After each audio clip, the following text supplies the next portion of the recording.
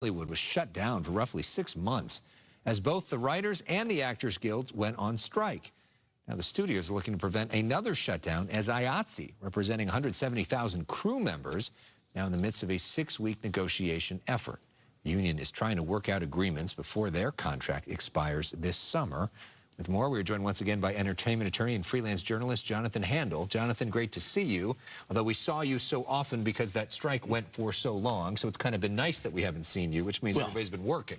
That's right? Well, not everybody's been working. The strikes were over, but you know, we are dealing with the aftermath both of COVID a number of years ago and also of cutbacks in content spending. Sure. So the industry is in a very difficult place.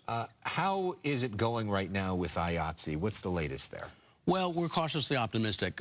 They jointly negotiated with the Teamsters on pension and health issues because they share a pension and health plan. Now, the different locals of IATSE, the different subunits that deal with different professions, different occupations, are negotiating one by one.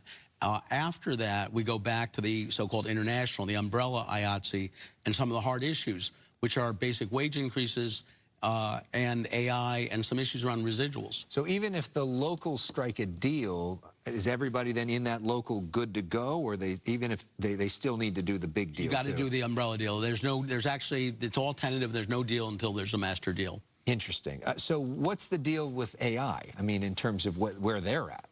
Well, a couple of things. One is if productions become more virtual because of AI and other technologies like that, then do you need a gaffer, a grip, the people who are moving equipment, who are setting up equipment?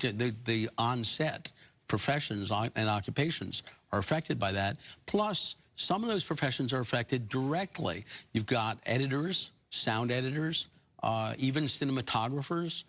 In all these cases, production designers, art people, in all these cases, AI can be a tool, but it can also be a job killer. And the question is in what proportions and how are we going to adapt to that? So when we talked to you before the last 2 strikes, you seemed to think those strikes were coming, right? Yeah. In this situation, is a shutdown coming? Is a strike coming? As I say, cautiously optimistic that we will not see another strike or even 2 strikes with the Teamsters and the IAA, but no guarantees as yet. Those contracts expire the end of July, and so there still is some time to go before we know what it's really going to look like. And last question, just to get back to what you said at the top of this, how is Hollywood different now in this age of these new deals that we see for SAG-AFTRA and for the WGA? It's partially the new deals, but you know what? It's also, people have realized in many ways Netflix has won the streaming wars. And the content spend that was a desperate attempt to keep up with Netflix and surpass Netflix for many of the companies is no longer happening. Paramount is kind of dead man walking. It's in mergers and acquisitions mode.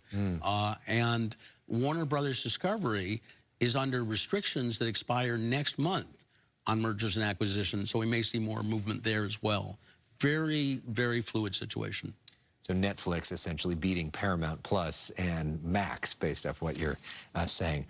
Jonathan, great to see you. Thank you so much. And of course, you can check out his work via his social media, via Puck, and all the other sorts of sources as well. Have a great